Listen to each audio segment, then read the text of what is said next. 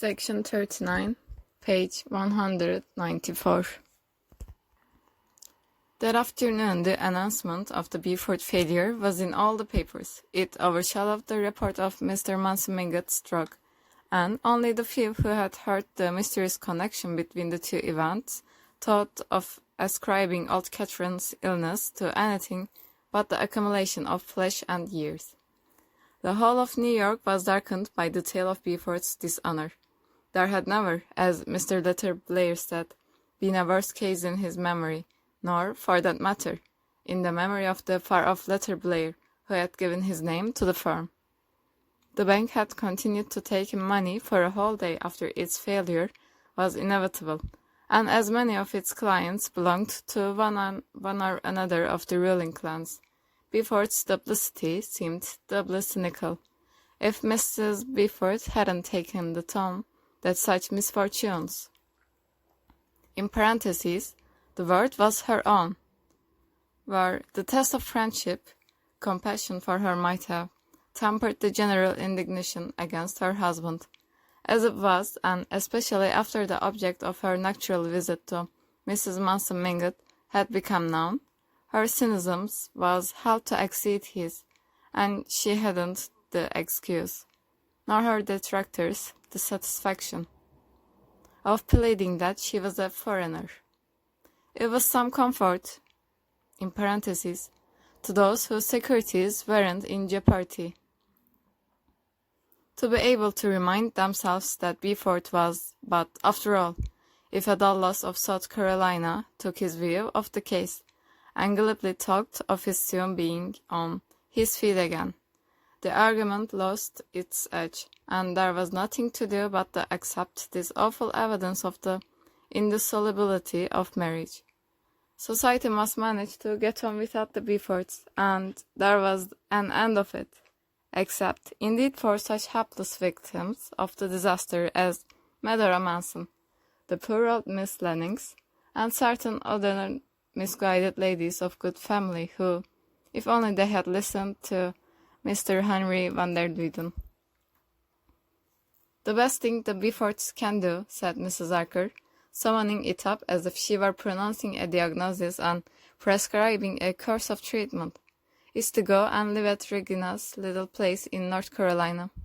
Beaufort has always kept a racing stable, and he had better bred trotting horses. I should say he had all the qualities of a successful horse dealer." Everyone agreed with her, but no one condescended to inquire what Beauforts really meant to do.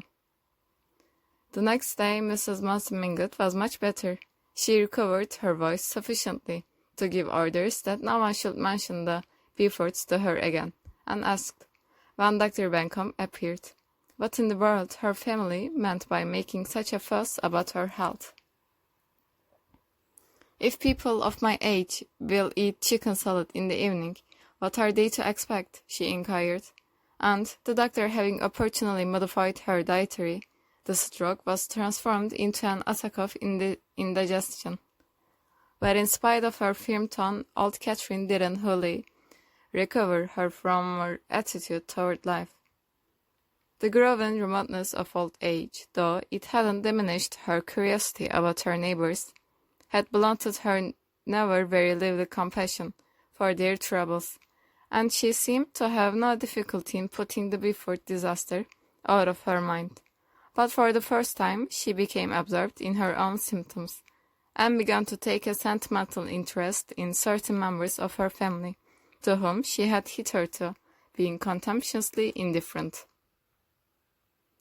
Mr. Welland, in particular, had the privilege of attracting her notice. Of her sons-in-law, he was one she had most consistently ignored, and all his wife's efforts to represent him as a man of forceful character and marked intellectual ability, in parentheses, if he had only chosen, had been met with a derisive chuckle. But his eminence as a valedictorian now made him an object of engrossing interest, and Mrs. Mingott issued an imperial summons to him to come and compare diets as soon as his temperature permitted, for old Catherine was now the first to recognize that, one couldn't be too careful about temperatures. 24 hours after Madame Olenska's summons, a telegram announced that she would arrive from Washington on the evening of the following day.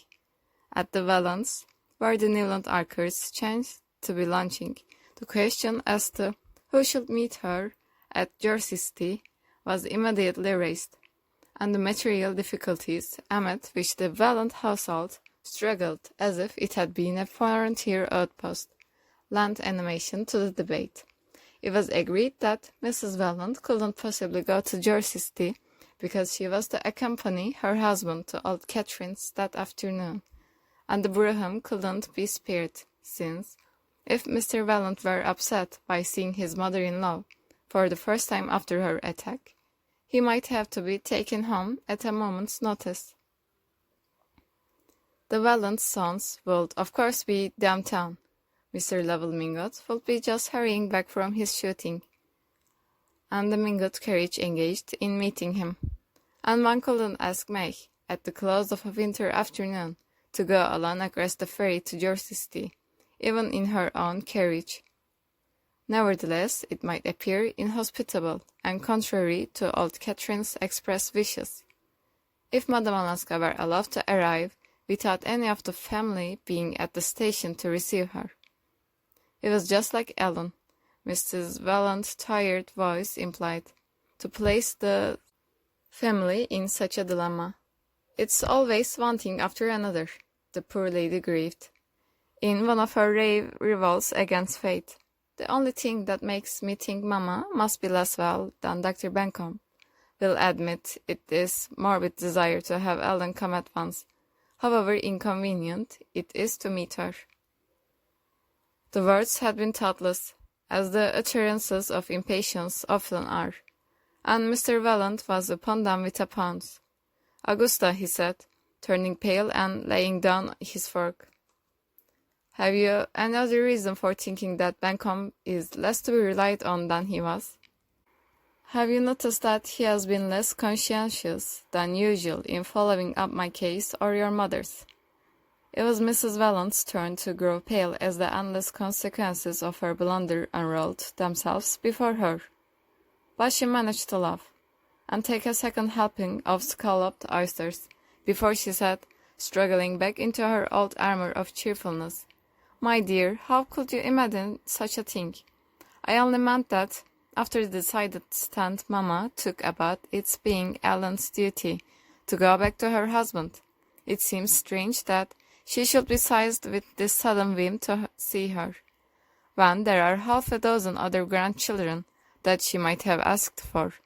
But we must never forget that Mamma, in spite of her wonderful vitality, is a very old woman." Mr. Vallant's brow remained clouded, and it was evident that his perturbed imagination had fastened at once on this last remark. "Yes, your mother's is a very old woman, and for all we know, Bencomb may not be as successful with very old people. As you say, my dear, it is always one thing after another, and in another 10 or 15 years, I suppose, I shall have the pleasing duty of looking about for a new doctor. It's always better to make such change before it's absolutely necessary." And having arrived at this Spartan decision, Mr. Vallant firmly took up his fork. "But all the while," Mrs. Vallant began again, as she rose from the luncheon table and led the way into the wilderness of purple satin and malachite known as the back drawing room, "I don't see how Ellen's to be got here tomorrow evening, and I do like to have things settled for at least 24 hours ahead." Archer turned from the fascinating contemplation of small painting representing two cardinals carousing in an octagonal ebony frame set with the medallions of onyx. "Shall I fetch her?" he proposed. "I can easily get away from the office in time to meet the brougham at the ferry, if May will send it there." His heart was beating excitedly as he spoke. Mrs. Vallant heaved a sigh of gratitude, and May, who had moved away to the window, turned to shed on him a beam of approval. So you see, Mama, everything will be settled 24 hours in advance, she said, stopping over to kiss her mother's troubled forehead. End of the section, page 197.